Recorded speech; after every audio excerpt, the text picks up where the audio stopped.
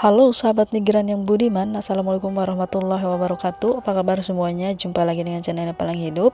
Daripada lama-lama, kita langsung ke TU, yaitu topik utama. Nah, beritanya ini pemirsa datang dari Malaysia. Jadi ada jenazah Malaysia ya, PMI TKW belum juga dipulangkan ke Indonesia karena nyari dokumennya itu nggak ada gitu. Cuma dilihat-lihat dari wajah aja orang ini tinggal di mana kayak gitu, karena dulu waktu pemberangkatan ke Malaysia mungkin melalui jalur ilegal seperti itu. Jadi sekarang dan beliau meninggal di Malaysia dan sekarang jenazahnya belum dikirim-kirim ke Indonesia karena mencari alamat. Nah, jadi langsung aja, tenaga kerja wanita asal dusun Ngaringrejo RT atau RW 01 Desa Newung, Kecamatan Sukadono, Kabupaten Sragen, Jawa Tengah, Ellen Kusuma Wahyuni meninggal di Malaysia. Ini namanya ya pemirsa, disimak. Namun jenazah pahlawan Depisa itu hingga kini belum bisa dipulangkan ke tanah air. Kasih Penempatan dan Informasi Tenaga Kerja Dinas Tenaga Kerja Disnaker Kabupaten Sragen, Ernawan mengatakan sudah melakukan komunikasi dengan Badan Perlindungan Pekerja Migran Indonesia BP2MI di Jakarta. Kemudian BP2MI melakukan koordinasi dengan Kedutaan Besar Republik Indonesia KBRI Kuala Lumpur, Malaysia.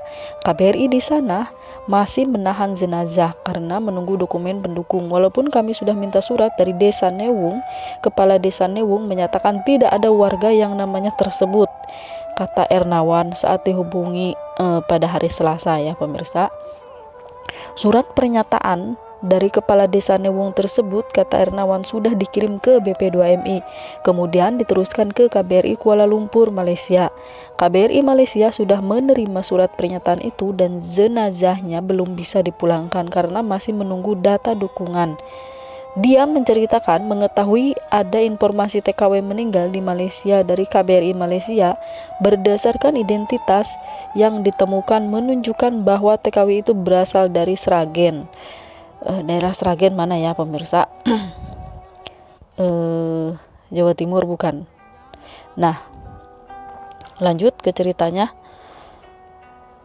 Setelah dilacak alamat asal tersebut, terang Ernawan, nama TKW itu atau nama PMI itu tidak ditemukan dalam data administrasi penduduk.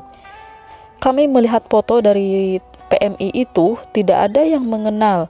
Terus sampai kita tindak lanjuti ke Kepala Desa mengarahkan ke RT RW dan semua perangkat ternyata perangkat ya pemirsa, ditanyain semua di desa itu tidak ada yang mengenal yang bersangkutan, tidak ada yang mengenal jenazah itu. Katanya itu bukan dari warga Newung, kata Ernawan.